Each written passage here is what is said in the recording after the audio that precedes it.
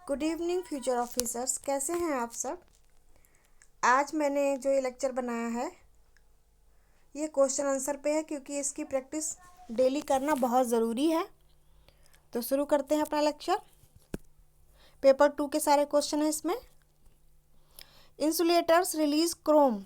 कह रहा है कि इंसुलेटर क्या क्रोम रिलीज करते हैं, मतलब इंसुलेटर से क्रोम निकलता है। ये ट्रू है कि फॉल्स है। तो आंसर भी है, ये गलत है, नहीं फॉल्स है। क्लेरिफिकेशन देख लेते हैं एक बार। Chrome is released by dyes are pigments, switches, solar panels, where is insulator release cobalt। कह रहा है कि क्रोम कहाँ कहाँ से निकलता है। डाई से निकलता है, पिगमेंट से निकलता है, स्विच से निकलता है, सोलर पैनल से निकलता है। जबकि इंसुलेटर से क्या निकलता है, कोबाल्ट। ठीक है, आगे चलते हैं। What is the hazardous pollutant released from batteries. कह रहा है बैटरी से कौन सा खतरनाक या विषैला पॉल्यूटेंट निकलता है। बैटरी से देख लेते हैं, जो बैटरी हम लोग यूज़ करते हैं उससे क्या क्या निकलता है। ए आर्सेनिक, बी बेरियम, सी कोबाल्ट, डी कैडमियम। तो सही आंसर है हमारा डी कैडमियम, यानी कि कैडमियम निकलता है। क्लैरिफिकेशन देख लेते हैं। Batteries, pigments, solder, alloys, circuit boards, computer batteries, monitor, cathode ray tube, CRT releases cadmium when handled improperly.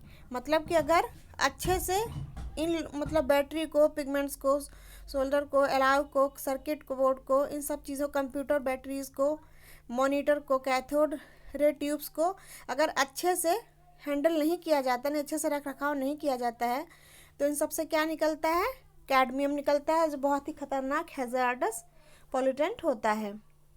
आगे चलते हैं। कह रहा है what is the hazardous pollutant release from electron tube. Electron tube से कौन सा हैजार्डस वेस्ट निकलता है, यानी जो विषाक्त, कौन सा विषाक्त प्रदूषण होता है उससे। ऑप्शन देख लेते हैं। ए आर्सेनिक, बी बेरियम, सी कोबाल्ट, डी कैडमियम। तो हमारा सही आंसर है बी बेरियम। क्लैरिफिकेशन देख लेते हैं। Electron tubes filler for plastic and rubber, lubricant, additives release barium into the environment। यानी हमारे पर्यावरण में इलेक्ट्रॉन ट्यूब क्या क्या निकलता है उससे, बेरियम। ठीक है ना, इलेक्ट्रॉन ट्यूब से क्या निकलता है, बेरियम। आगे चलते हैं। कह रहा है what is the hazardous pollutant release from LEDs. LED से कौन सा विषाक्त प्रदूषणकारी तत्व निकलता है। ऑप्शन देख लेते हैं। ए आर्सेनिक, बी बेरियम, सी कोबाल्ट, डी कैडमियम। तो हमारा सही आंसर है ए आर्सेनिक। क्लैरिफिकेशन देख लेते हैं इसका।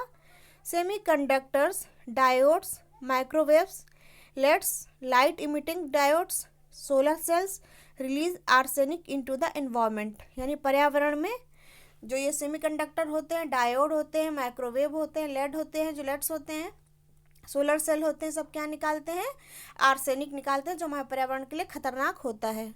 आगे चलते हैं। क्वेश्चन नंबर 4 क्या कह रहा है। According to the comptroller and auditor general CAG report, what is the amount of e waste generated annually. पूरे साल में कितना ई वेस्ट निकलता है कैग की रिपोर्ट के अकॉर्डिंग। तो ये है 4LT। ठीक है ना, तो इसका क्लेरिफिकेशन देख लेते हैं। According to CAG report over 4 lakh tons, 4LT का मतलब है 4 lakh ton of electronic waste, 1.5 mega ton of plastic waste, 1.7 mega ton of medical waste, 48 mega ton of municipal waste are generated in the country annually. तो इसको अच्छे से ये पूरा data देख लेना, ये एग्ज़ाम में काम आ सकता है। आगे चलते हैं। कह रहा है इन 2006 the IAER projected that dash electronic and electrical applications would become E best by 2010। कह रहा है कि 4 साल के, मैंने 6 से 10 तक 4 साल में जो IAER संस्था है, मतलब international association of electronics recyclers, जो मतलब इलेक्ट्रॉनिक चीज़ों को दोबारा रिसाइकिल करते हैं संस्था, जो उसने क्या प्रोजेक्टेड किया, मतलब क्या संभावना व्यक्त की है कि कितने टन कितना बिकम ई वेस्ट बन जाएगा 2010 तक। 2006 में जो खरीदा गया होगा इलेक्ट्रॉनिक वो कचरा कितने 4 साल में 2010 तक कितना कचरा हो जाएगा। ऑप्शन देख लेते। ए 1 बिलियन, बी 2 बिलियन, सी 3 बिलियन, डी 4 बिलियन। तो हमारा सही आंसर है सी 3 बिलियन, यानी 3 बिलियन हो जाएगा। 2006 में जो खरीदा गया होगा इलेक्ट्रॉनिक सामान वो 2010 आते आते कितना कचरा में तब्दील हो जाएगा, 3 बिलियन कचरे में तब्दील हो जाएगा। IAER की फुल फॉर्म भी याद कर लेना, international association of electronics recyclers. आगे चलते हैं। कह रहा है which of the following element make e waste hazardous in nature. कह रहा है कि जो इसमें ऑप्शन दिए गए हैं कौन सा ई वेस्ट यानी खतरनाक हजार्डस वेस्ट बनेगा। पहला देख लेते हैं। ए लेड, बी ग्लास, सी प्लास्टिक, डी आयरन। तो हमारा सही आंसर है ए लेड।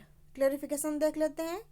कह रहा है the presence of elements like lead, mercury, arsenic, cadmium, selenium, hexavalent, chromium and flame retardants beyond threshold quantities make e-waste hazardous in nature।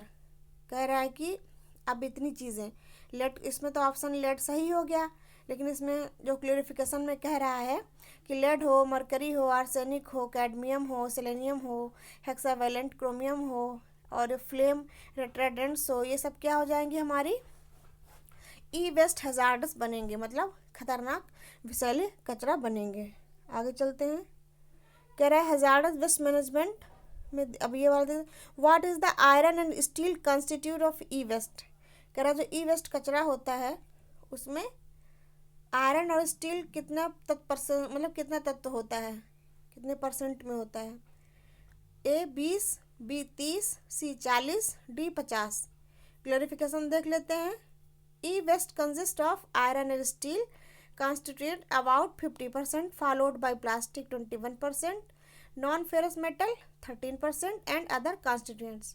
तो ई waste का जो होता है उसमें सबसे ज़्यादा क्या होता है, फिर 50% आयरन और स्टील होती है, फिर उसके बाद प्लास्टिक है, उसके बाद नॉन फेरस मेटल है। ये सीक्वेंस याद कर लेना 50, 21, 13 का, ये पूछा जा सकता है। आगे चलते हैं।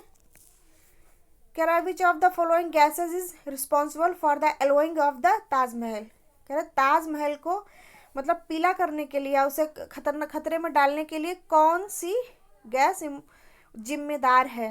तो ऑप्शन देख लेते हैं। A organic carbon, B black carbon, C brown carbon, D all of the mentioned. तो सही आंसर है D all of the mentioned. Explanation देख लेते हैं। कह रहा है organic carbon, black carbon and brown carbon generated due to biomass combustion, यानी बायोमास जब जलता है तो क्या ये गैसेस बनती हैं, कार्बन ऐसा बनता है, ऑर्गेनिक ब्लैक और ब्राउन कार्बन बनता है। फिर क्या है आर लाइट अब्जॉर्बिंग पार्टिकल, और लाइट जो अब्जॉर्ब कर लेते हैं ऊर्जा को, प्रकाश को जो अब्जॉर्ब कर लेते हैं particle, responsible for the aligning of the Taj Mahal. ठीक है, ताजमहल खराब होने का ये सारे तत्व जिम्मेदार हैं, organic carbon, black carbon, brown carbon. ठीक है, आगे चलते हैं।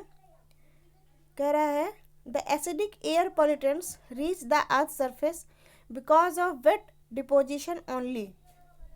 कह रहा है सही है कि गलत है। जो एसिडिक पॉल्यूटेंट्स हैं, जो एसिड रेन के लिए जिम्मेदार होते हैं, अम्ल वर्षा के लिए, वो पृथ्वी की सतह पर पहुंच जाते हैं।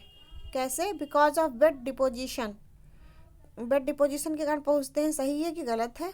तो ये गलत है, यानी आंसर इसका बी सही है। एक्सप्लेनेशन देख लेते हैं। कह रहा है the acidic air pollutants get deposited on the earth surface due to both wet and dry deposition. Wet deposition occurs due to rainfall and moist weather, whereas dry deposition occurs due to mixing of acidic pollutants and dust। कह रहा है कि उसके लिए दो चीज़ें, मतलब वर्षा भी जिम्मेदार है और सूखा मौसम भी जिम्मेदार है। उन्हें दोनों चीज़ें जिम्मेदार है, एक चीज़ केवल नहीं। वेट डिपोजिशन ही नहीं, ड्राई डिपोजिशन भी जिम्मेदार है, यानी कि दोनों सूखे गैसेस, जो मतलब सूखे टाइम में गैसेस खराब आती हैं और जो बारिश के टाइम में गीले होने के बाद में खराब गैसेस, सब जिम्मेदार हैं। आगे चलते हैं। क्या what is the pH required for the survival of aquatic animals and plants. कह रहा कितना pH वैल्यू होना चाहिए जिससे कि जो मतलब समुद्री जीव जंतु हैं और पौधे दोनों सरवाइव कर ले, मतलब दोनों जिंदा रहें। तो आंसर देख लेते हैं। ए 7 कह रहा है, बी 7.5 कह रहा है, सी 6.5 कह रहा है, डी 4.8 कह रहा है। तो हमारा सही आंसर है डी 4.8। एक्सप्रेशन देख लेते हैं। कह रहा है aquatic organism require a moderately acidic pH of 4.8। मतलब जो समुद्री जीव जंतु होते हैं उनके लिए मतलब 4.8 लगभग होना चाहिए पीएच वैल्यू पानी की। And it goes below this level, अगर इससे नीचे जाता है it proves to be detrimental to their survival, तो उनके खतरा हो जाता है जीवन के लिए। मतलब 4.8 पीएच वैल्यू होनी चाहिए। अब पीएच वैल्यू अगर नहीं पता है तो कमेंट में लिखना कि पीएच वैल्यू नहीं पता है, तो उसको अलग से समझा देंगे। आगे चलते हैं। Which of the following is are natural contributors to sulphur dioxide in the atmosphere. कह रहा है इनमें से कौन सा प्राकृतिक योगदान करता है sulphur dioxide in the atmosphere, sulphur dioxide के लिए वातावरण में देने के लिए। तो ऑप्शन देख लेते हैं। A sea sprays, B volcanic eruption, C decaying vegetation, D all of the mention. तो हमारा सही आंसर है D all of the mention. Expression देख लेते हैं। दो primary natural contributor to sulfur dioxide is volcanic eruptions. Even sea spray and decaying vegetations release sulfur dioxide to the atmosphere. कह रहा है कि ऐसा मतलब वैसे तो देखा जाए जो प्राइमरी नेचुरल कंट्रीब्यूटर में प्राइमरी पहले रूप में कौन योगदान देता है सल्फर डाइऑक्साइड के लिए, वो वॉल्केनिक इरप्शन है और सी स्प्रे भी इसके लिए हो सकता है। ठीक है, तो कह रहा है कि आंसर डी सही है इसका, यानी सी स्प्रे भी है, वॉल्केनिक इरप्शन भी है, डिकेइंग वेजिटेशन तीनों ही करते हैं। आगे चलते हैं। कह रहा है who discovered the phenomenon of acid rain. Acid rain को मतलब किसने इस शब्द को खोजा था। तो ऑप्शन है A George Brown, B James T Sweetard, C है रॉबर्ट अंगस स्मिथ, डी है चार्ल्स डेविड। तो सही आंसर है हमारा C Robert Angus Smith. Expression देख लेते हैं। The phenomenon of acid rain was discovered by Robert A Smith during the industrial revolution. Industrial revolution जब औद्योगिक रिवोल्यूशन हुआ था उसी टाइम इन्होंने इसको खोजा था। आगे चलते हैं। कह रहा है which place in India receives the highest annual rainfall. सबसे ज़्यादा वर्षा कहाँ होती है, ये तो आपको पता होगा, जनरल नॉलेज में पूछा जाता है, तो देख लो। मानसिनराम, बी चेरापूंजी, सी सीजू, डी फॉलेट। तो हमारा सही आंसर है मानसिनराम। तो ये तो वैसे उसका है, क्या बोलते हैं, जीके का क्वेश्चन है, तो ये तो वैसे ही पता होगा। अगला, what does the term liming mean. Liming mean का इस टर्म का क्या मतलब है लाइमिंग का। ऑप्शन देख लेते हैं। A application of magnesium and calcium rich substance to soil. कह रहा है कि मैग्नीशियम और कैल्शियम एप्लीकेशन करना मतलब उपयोग करना, मैग्नीशियम और कैल्शियम जो रिच सॉइल होती है जिसमें बहुत ज़्यादा मैग्नीशियम कैल्शियम होता है उसका उपयोग करना। बी क्या कह रहा है इरोजन ऑफ कैल्शियम कार्बोनेट। कह रहा है कि उसका धीरे धीरे ख़त्म हो जाना, इरोजन होना ख़त्म होना कैल्शियम कार्बोनेट का। तीसरा कह रहा है C excessive growth of lemon trees in acid rain prone region. कह रहा है कि बहुत ही नींबू के पेड़ का बढ़ना, एक्सेसिव ग्रोथ होना। डी कह रहा है नन ऑफ द मेंशन, और डी कह रहा है इसमें से कोई भी नहीं। तो हमारा सही आंसर है A application of magnesium and calcium rich substances to soil. तो इसका एक्सप्रेशन देख लेते हैं। Liming is done to naturalize soils that become acidic due to excessive acid rainfall but is known to have harmful impact on plant life. कह रहा है कि जो लाइमिंग इसलिए किया जाता है कि जो हमारी रेनफॉल मतलब एसिडिक रेनफॉल के चक्कर में जो चीज़ें ख़राब हो गई मिट्टी उसको ठीक करने के लिए किया जाता है, लेकिन ये हार्मफुल इम्पैक्ट किस पर प्रभाव डालता है, जीवन पे, पेड़ पौधों के। आगे चलते हैं। कह रहा which of the following gases are main contributors to acid rain. Acid rain में कौन मेन कंट्रीब्यूटर है, उस गैसेस का नाम बताओ। तो देख लेते हैं। A carbon dioxide and carbon monoxide, B sulphur dioxide and carbon dioxide, C sulphur dioxide and nitrogen dioxide, D sulphur dioxide and nitrous oxide.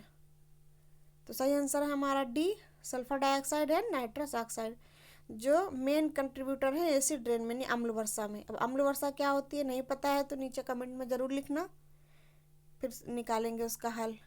Explanation दे क्या है, sulphur dioxide and nitrogen dioxide have a high tendency to mix with water to form sulphur. क्या बनाता है इसमें tendency होती है पानी में बहुत जल्दी मिक्स हो जाने की। तो ये क्या बनाते हैं, सल्फ्यूरस या sulphuric acid and nitric acid बनाते हैं।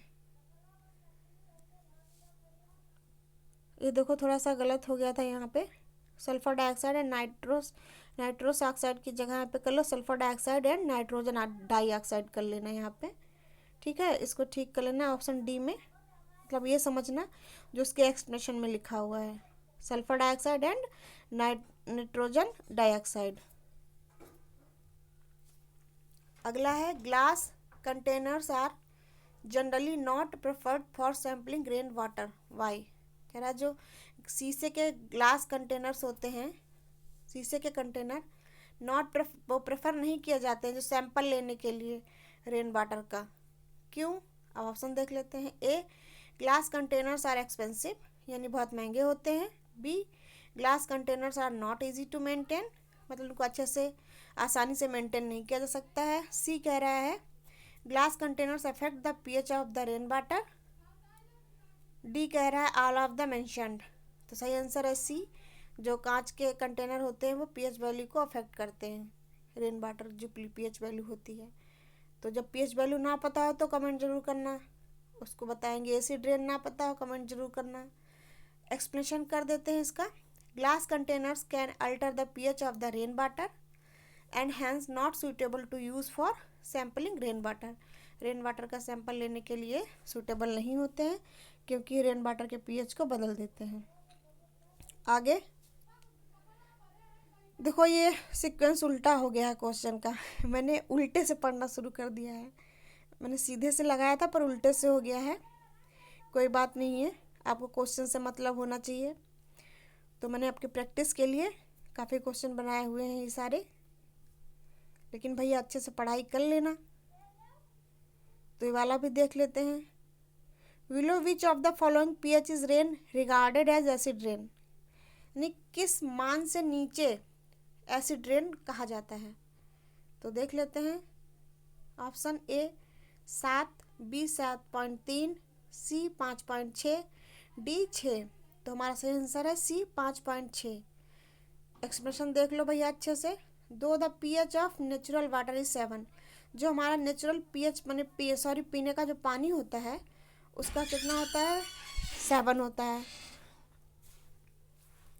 Rain water is acidic due to mixing up with atmospheric carbon dioxide and is said to have a pH 5.6, hence acid rain has a pH less than 5.6। जो acid rain होती है उसका pH मान अगर 5.6 से less than है तो क्या होगा, वो क्या हो जाएगी, एसिड रेन हो जाएगी।